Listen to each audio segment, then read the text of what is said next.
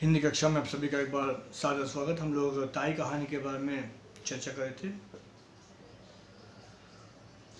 विश्वम्भरनाथ शर्मा कौशिक जी की ये जो कहानी है, मानवीय संबंधों और एक नारी की मनोभावना और नारी के अंदर केंद्रित उसकी जो माँ या ममता है उससे संबंधित ये बहुत ही गहरी और बहुत ही चर्चित कहानी है। ये इसी कहानी का अंश को हम लोग आज एक बार फिर आगे बढ़ाएंगे। अगर आप लोगों के पास पाठ्य पुस्तक हो, पेज नंबर 66, हाँ, तीसरा अंक। इस अंक को हमने आगे तो बढ़ाया था, लेकिन दुर्भाग्यवश शायद इसमें इसका जो दिमाग है शायद भर गया था।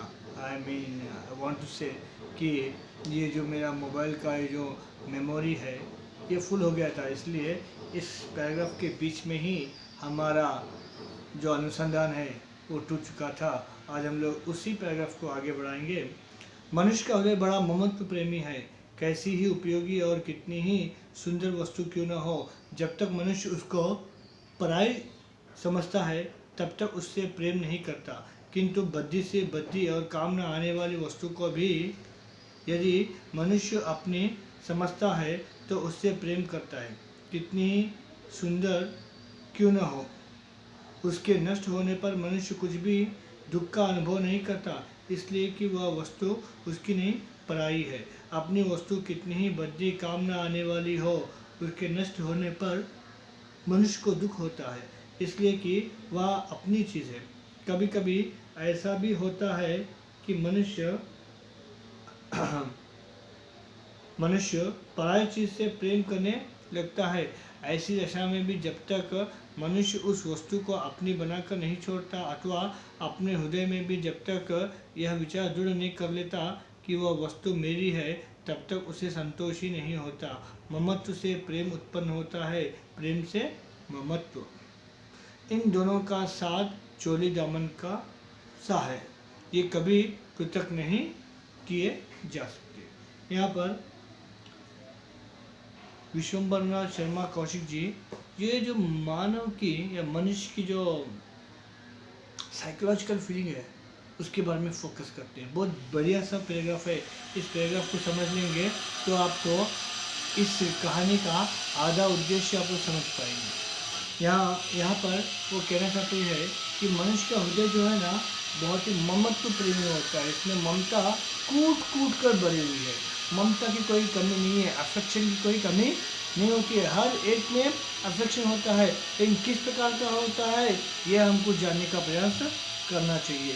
देखिए, कैसी उपयोगी और कितनी ही सुंदर वस्तु क्यों ना हो, जब तक मनुष्य उसको पराया समझता है तब तक उससे प्रेम नहीं कर सकता, क्योंकि पराई वस्तु है तो आप उससे प्रेम कैसे कर पाएंगे। बहुत ही यूजफुल है, बहुत ही सुंदर है, लेकिन वो पराई वस्तु है तो आप उससे प्रेम कैसे कर पाएंगे। और उसके नष्ट होने पर भी आपको दुख की अनुभूति नहीं होती है। और कभी कभी कुछ वस्तु ऐसे होते हैं कि बहुत ही भद्दी होती है, अगली होती है और ऊपर से अनुपयोगी, यूजलेस होता है, फिर भी उसके नष्ट होने पर आपको दुख होता है। क्यों? क्योंकि उससे आप अपना समझते हैं। जिस चीज़ को आप अपना समझते हैं उसके नष्ट होने से आपको दुख की अनुभूति होती है। जिस चीज़ को आप लोग अपना नहीं समझते हैं उसके नष्ट होने से आपको कुछ भी दुख की अनुभूति नहीं होती है। इसको जानना हर एक मनुष्य का परम कर्तव्य होता है, क्योंकि मनुष्य के जीवन में यही तो ऐसी घटनाएं होती है, यही तो ऐसे संदर्भ होते हैं जिसको छोटी सी छोटी बात पर भी वो समझ नहीं पाता है।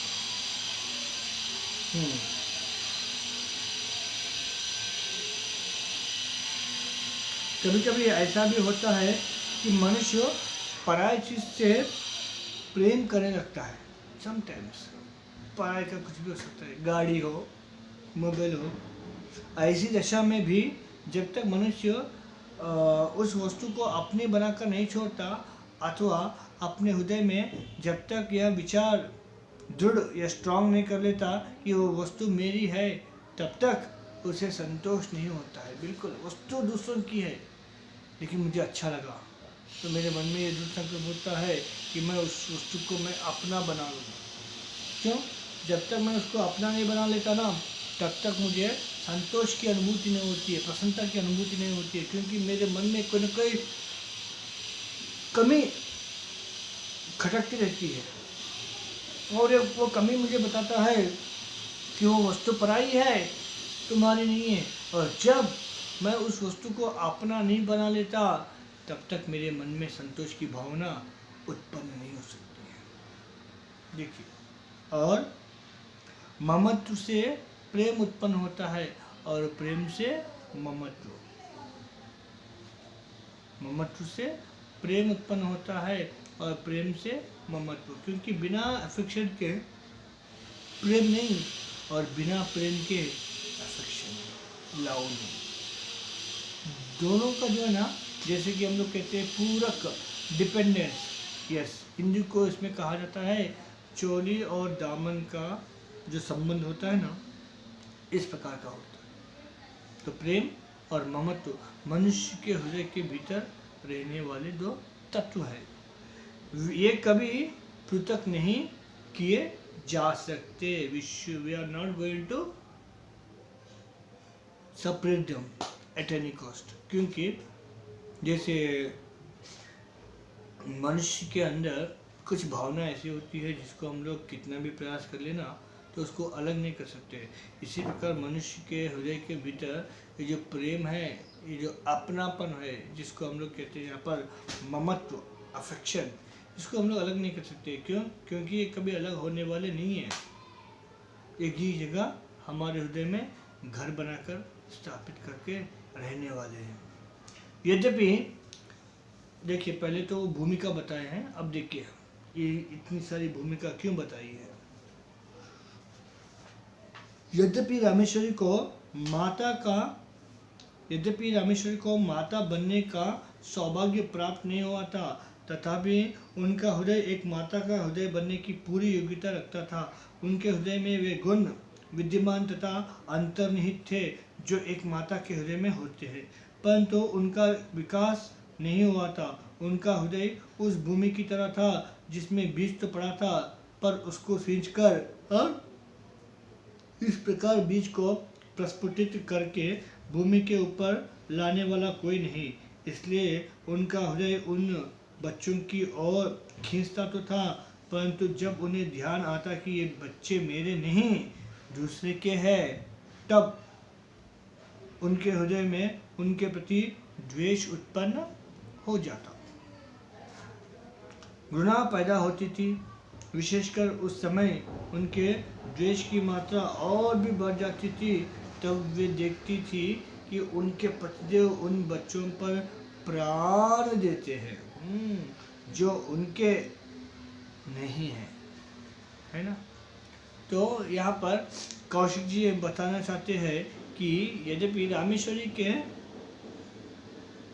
जीवन में माँ बनने का सौभाग्य तो उनको प्राप्त नहीं हुआ है, लेकिन उनमें उनके हृदय में माता का जो बनने की जो योग्यता है वो कूट कूट कर बनी हुई है। भले वो माँ ने बनी है, लेकिन उनके अंदर ममता कूट कूट के बनी हुई है।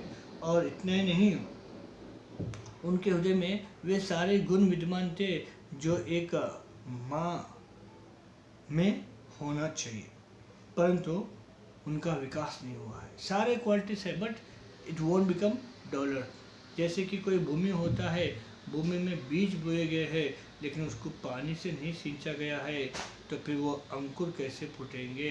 तो ठीक इसी प्रकार रामेश्वरी के हृदय में माँ के ममता के सारे गुण विद्यमान थे, लेकिन वो डेवलप नहीं हुए थे। कारण क्या है? कारण यह है कि उनको कभी जो है ना उन भावों को, उन गुणों को जो है ना विकसित करने का सौभाग्य प्राप्त नहीं हुआ है। और इतना ही नहीं, जब उन बच्चों की ओर जब उनका ध्यान जाता है तो ध्यान आकृष्ट होता है और उनका हृदय उन बच्चों की ओर खींचा जाता है। जैसे कि चुंबक अपना जादू लोहे पर चलाता है, इसी प्रकार रामेश्वरी पर उन बच्चों का जो भोला या नादान या इनोसेंट जो फेस है ना, वो उनको अट्रैक्ट करती थी। तब उस समय रामेश्वरी उन बच्चों की ओर खींची जाती थी और उनको जब वो उनके मन के ऊपर बच्चों का जो भोला और सच कहना चाहिए कि मासूम जब उनकी चेष्टाएं जब उनको आकृष्ट करती है, तब उनका ममता जो है, उनके अंदर का जो माँ का जो ममता है वो जब उभरने लगता है, तब उस समय उनको ध्यान आता है कि ये बच्चे मेरे नहीं पराए हैं। तो उनके प्रति जो द्वेष की जो भावना है और कई गुना बढ़ जाता था। उनके प्रति मन में प्रेम है लेकिन वो व्यक्त नहीं कर सकती है, क्योंकि वो अपने नहीं पराए हैं, और उनके प्रति जो द्वेष की भावना है और भी बढ़ जाता था। तब जब उनके पतिदेव उन बच्चों के प्रति प्राण देने के लिए भी तैयार तत्पर हो जाते हैं, तो उनके मन में जो द्वेष की भावना है आकाश को छूने लगती थी। शाम का समय था, इवनिंग का समय, जैसा कि अब है। हाँ, आपके लिए तो दिन भी वही है, रात भी वही है। लॉकडाउन में ऐसा लग रहा है कि कब सुबह हुई, कब दोपहर, कब शाम, कब रात्रि। तो भले ही आपके लिए क्या हो, लेकिन यहाँ पर इस कहानी में तो इवनिंग समय है, शाम का समय है। रामेश्वरी खुली छत पर बैठी हवा खा रही थी। हाँ, अब लोग बोलते हैं हवा खा रहे हैं, लेकिन हवा तो खाने योग्य चीज़ नहीं है, लेकिन फिर भी लोग कहते हैं हवा खा, मतलब हवा का आनंद ले रहे हैं मंद मंद। तो रामेश्वरी खुली छत पर बैठी हवा खा रही थी। पास ही उनकी देवरानी भी बैठी थी। दोनों बच्चे छत पर दौड़कर खेल रहे थे।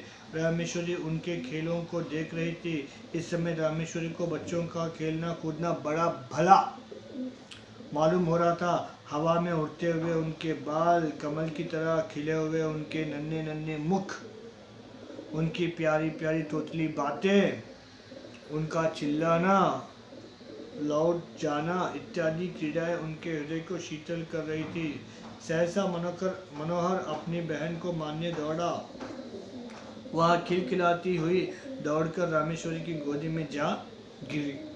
उसके पीछे पीछे मनोहर भी दौड़ा हुआ आया और वह भी उन्हीं के गोद में जा गिरा। रामेश्वरी उस समय सारा द्वेष भूलकर उन्होंने दोनों बच्चों को उसी तरह हृदय से लगा लिया जिस प्रकार वह मनुष्य लगाता है जो कि उन बच्चों के लिए तरस रहा हो। उन्होंने बड़ी सतृष्णा से दोनों को प्यार किया। उस समय यदि कोई अपरिचित उन्हें देखता तो उसे यही विश्वास होता कि रामेश्वरी ही उन बच्चों की माता है। देखिए, उनके मन में, रामेश्वरी के मन में बच्चों के प्रति द्वेष की भावना तो थी, कूट कूट कर। देखिए, लेकिन संदर्भ देखिए, शाम का समय है, बच्चे छत पर आराम से खेलने लगे हैं, और जब बच्चे खेलते रहते हैं तो बहुत ही सुंदर दिखाई देता है। इसलिए तो कहते हैं कि कभी कभी बच्चों के साथ अपना संबंध स्थापित कीजिए, बड़ा सुकून राहत मिलती है। वो आपके लिए। लेकिन यहाँ पर अब शाम का समय है, रामेश्वरी छत पर हवा खाने चली गई थी। साथ में उनकी देवरानी भी बैठी हुई है, बच्चे वहाँ पर खेल रहे हैं। मनोहर और मुन्नी दोनों जो है वहाँ पर कुछ क्रीड़ाएँ खेल रहे हैं। बच्चों के जो बाल चेष्टाएँ और उनकी तोतली भाषा, और ऊपर से हवा के झोंकों के कारण उनके जो केश है वो उड़ रहे थे, तो बहुत अच्छा लग रहा था।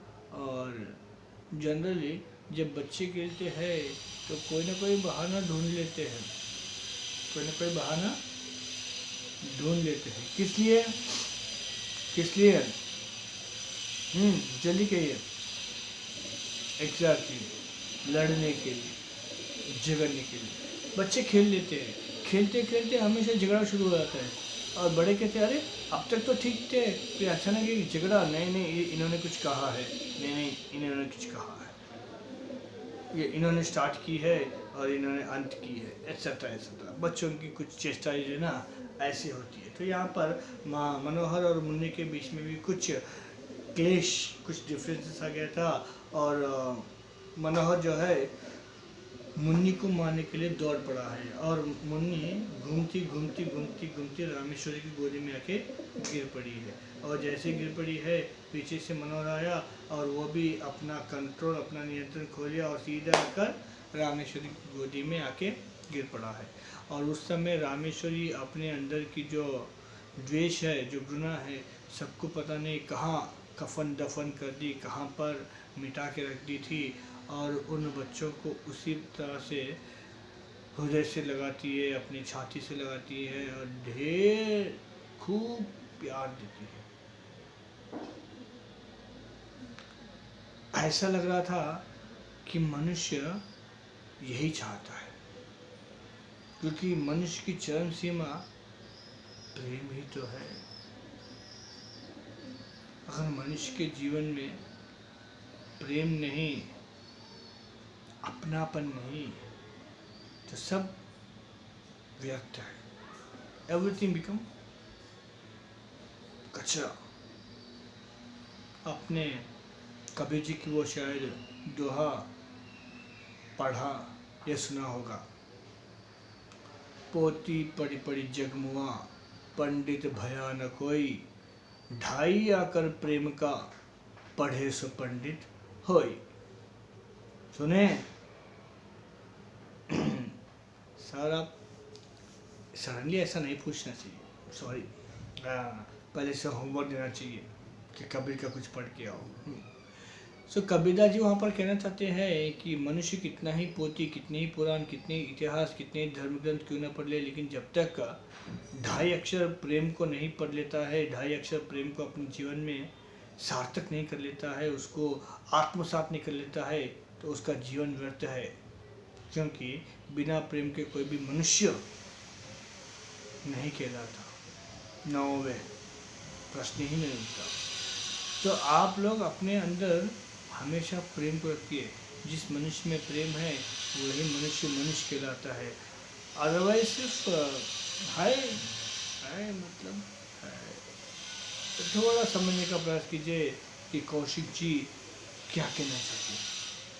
तो उस समय रामेश्वरी अपने अंदर की जो पूरा जो घृणा है, द्वेष की भावना है, वो सब कुछ भूल जाती है और उन बच्चों को इस तरह से अपने हृदय से लगा लेती है कि कोई अपरिचित, कोई अजनबी उस दृश्य को दिखता है तो वो यही सोचता होगा कि बिना किसी संदेह के रामेश्वरी ही उन बच्चों की माँ है। क्योंकि वो इस तरह से उन बच्चों के साथ अपनी ममता बांट रही थी, अपना प्रेम बांट रही थी।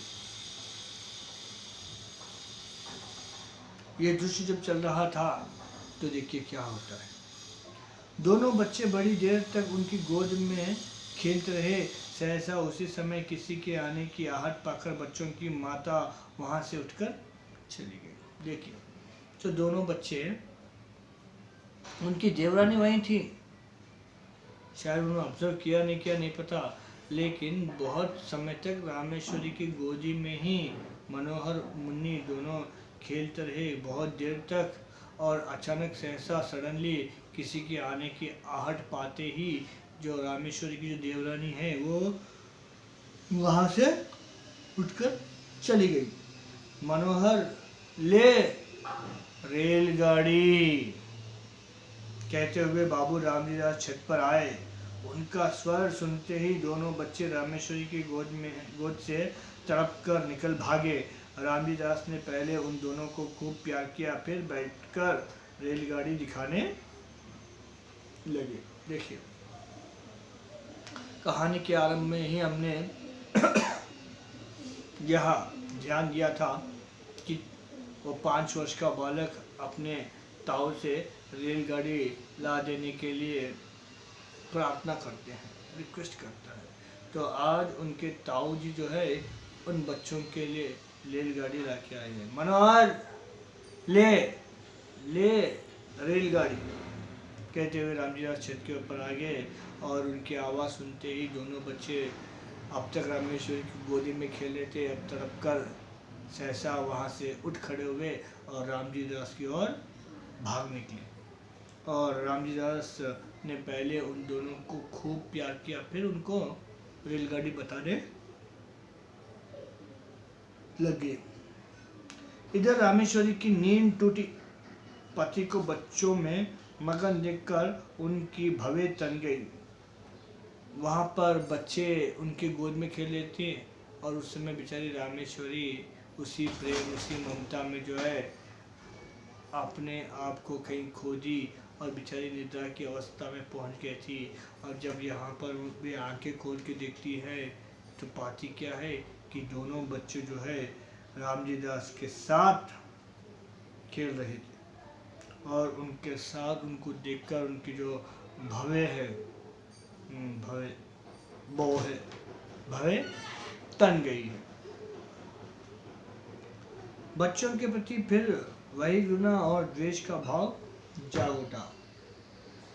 फिर बच्चों के प्रति कुछ समय पहले जो द्वेष और घृणा की जो भावना थी, फिर वो बैक टू द पवेलियन, फिर से वो वापस आ गया था। बीच में कुछ समय के लिए माँ का जो ममता है, माँ का जो स्नेह है, माँ का जो प्यार है, कुछ समय के लिए उमड़ पड़ा था। फिर उस हृदय में फिर द्वेष और गुनाह की भावना फिर से जगह बना ली है। क्यों?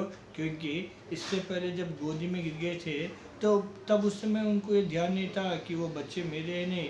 तो जैसे वो गिर पड़े तो शी अस्यूम दैट ये बच्चे मेरे ही है। और जैसे रामजी दास के पास चले गए देन शी रियलाइज कि ये तो बच्चे पराए हैं, ये मेरे नहीं है। अभी इससे पहले पैराग्राफ जो लंबा चौड़ा पढ़ के सुनाया था ना, उसी का तो यहाँ पर सार है। अगर हम लोग पराय वस्तु को भी अपना मान लेते हैं तो कुछ होता है तो दुख की अनुभूति होती है और उसे पाने की चेष्टा या संकल्प हमारे मन में होता है। अगर हम लोग ऐसा मानते हैं तो conditions are apply. You should give some reply. I expect. Give some respect. So यहाँ पर बच्चों को रेलगाड़ी देकर बाबू साहब रामेश्वरी के पास आए और मुस्कुराकर बोले, आज तो तुम बच्चों को बड़ा प्यार कर रही थी। इससे मालूम होता है कि तुम्हारे हृदय में भी इनके प्रति कुछ प्रेम अवश्य है। लो, जो ना होना था वो हो गया है, जो ना दिखना था वो देखा भी गया है। क्या नहीं होना था? रामेश्वर को बच्चों के प्रति प्रेम नहीं जताना चाहिए तो वो जता दी है। क्या नहीं देखना चाहिए? रामजी दास को वह दृश्य नहीं देखना चाहिए। लेकिन यहाँ पर भाग्य या दुर्भाग्यवश गलतियाँ बाय मिस्टेकली जब रामेश्वरी बच्चों के साथ प्रेम में डूबी हुई थी, अपना वात्सल्य बांट रही थी। वात्सल्य मतलब माँ और संतान के बीच में जो संबंध होता है उसको कहते हैं वात्सल्य। क्या है वात्सल्य? ये शब्द बार बार रिपीट होगा, थोड़ा अपने यहाँ नहीं तो फिर समझ गए ना। Yes, so where it is necessary तो वहाँ पर उसको रजिस्टर या फीड कर लीजिए। तो अब वो जब वात्सल्य बांट रही थी तो रामजी दास ने उनको देख लिया है और उनके पास है कि कहते हैं, क्योंकि रामजी दास को तो बढ़िया सा चांस मिल गया है, ऑफर मिल गया है, how is going to lose it. So वो कहते हैं, क्या बात है, आज बच्चों के साथ बड़ा प्यार कर रही थी। इससे मालूम होता है कि तुम्हारे हृदय में भी उन बच्चों के प्रति कहीं न कहीं प्रेम की भावना है। रामेश्वरी को पति की यह बात बुरी लगी। उन्हें अपनी कमजोरी पर बड़ा दुख हुआ। केवल दुखी नहीं, अपने ऊपर क्रोध भी आया। वह दुख और क्रोध पति के उक्त वाक्य से और भी बढ़ गया। उसकी कमजोरी पति पर प्रकट हो गई। यह बात उनके लिए असह्य होगी, क्योंकि मनुष्य का ये प्रॉब्लम होता है कि ही और शी नहीं चाहते हैं कि अपनी कमजोरी के बारे में किसी को पता चले। और रामेश्वर की कमजोरी ये है कि उनके अंदर जो ममता है वो किसी के प्रति एक्सप्रेस नहीं करना चाहती।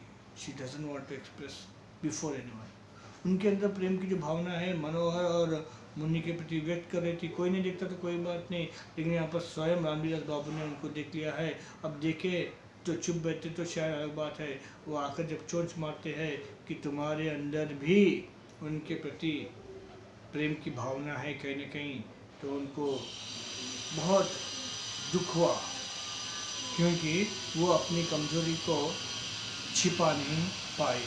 और आपने ऊपर भी बहुत क्रोध आता है कि क्यों मैं उनसे प्रेम करने लगी थी, वाई आई शुड, क्यों करें, नहीं करना चाहिए, क्यों, क्योंकि वो क्या मेरी संतान है, नहीं, किसकी है, पराई है, देवर का है, देवरानी का है, मैं क्यों उनसे प्रेम करूं, मैं क्यों उनके प्रति ममता को निछावर करूं, ये भावना उनके मन में आ गई थी और उनकी कमजोरी पति पर प्रकट हो गई और यह बात उनके लिए अनईजी, अनकंफर्टेबल था।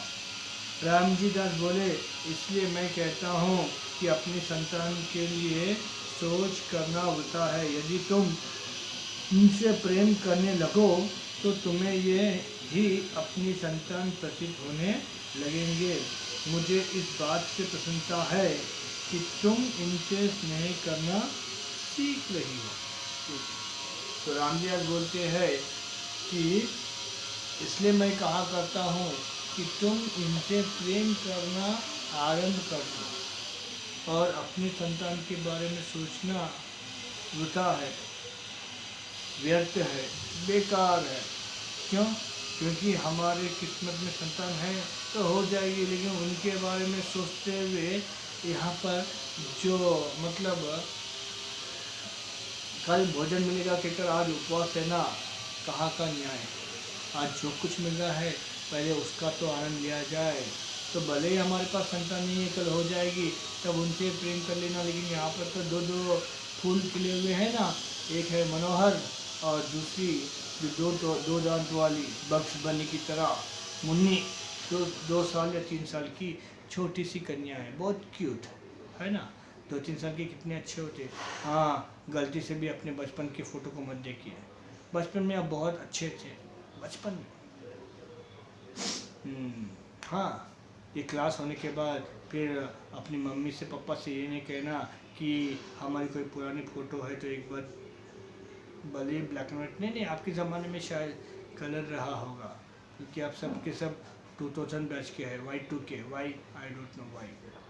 सो सब ईयर 2000 के है तो उस ज़माने में तो सब कुछ कलर ही होगा। तो एक बार अपने बाल्यावस्था की या बचपन की फ़ोटो देख लीजिए, शायद कुछ अच्छा लगे।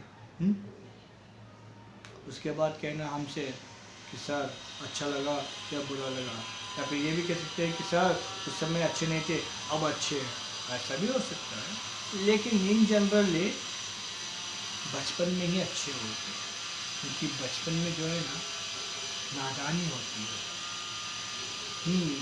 प्रेम होता है, स्नेह होता है, मैत्री होती है।